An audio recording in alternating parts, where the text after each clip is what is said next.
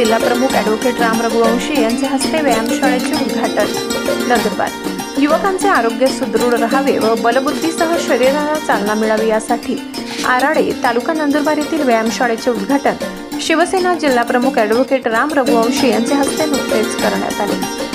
जिल्हा नियोजन समिती अंतर्गत क्रीडाधिकारी कार्यालयामार्फत सर्वसाधारण योजनेच्या माध्यमातून 7 लाख रुपयांचे अनुदान मंजूर करण्यात आले.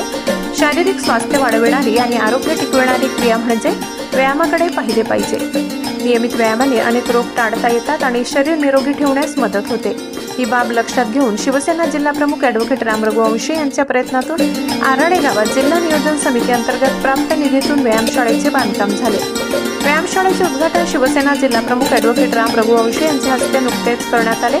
या प्रसंगी शक्ती संघाचे अध्यक्ष बी.के. पाटील, जिल्हा परिषद माजी सभापती विक्रमसिंह वडवी, माजी जिल्हा परिषद सदस्य देवमन पवार, शिवसेना तालुका प्रमुख डॉक्टर सयाजीराव मोरे, माजी पंचायत समिती सदस्य संतोष धनगर, कृषी उत्पन्न बाजार समितीचे संचालक अनिल गिरासे, भालरचे उपसरपंच गजानन पाटील यांच्यासह गावातील युवक उपस्थित होते. लोकसेतू मराठी न्यूजसाठी मुख्य संपादक प्रवीण चव्हाण.